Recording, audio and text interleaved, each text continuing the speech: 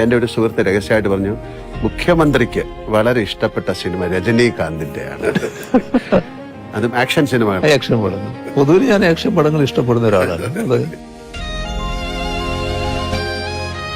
ഏതെങ്കിലും ഒരു cinema scene അത് അങ്ങ് യഥാർത്ഥ ജീവിതത്തിൽ പ്രയോഗിക്കാൻ ശ്രമിച്ചിട്ടുണ്ടോ, സാധിച്ചിട്ടുണ്ടോ? അല്ല, അങ്ങനെ ഞാൻ ചോദിക്കാറില്ല.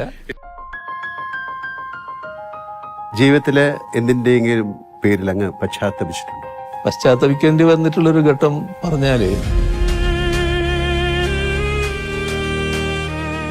നമ്മുടെ അടിച്ച് തോല് പൊളിക്കുക എന്ന് പറയുന്നില്ലേ, എൻ്റെ ഈ ശരീരത്തിന്റെ തൊലി പൊളിഞ്ഞു പോയിരുന്നു. സാർ, ഞാൻ അഭിനയിച്ച ഏതെങ്കിലും സിനിമയിലെ ഒരു ഡയലോഗ് സാറിന് ഓർമ്മയുണ്ടോ എന്നോട് പറയാൻ? അത് എന്തല്ല ദിനേശനും ദാസനും ഒക്കെ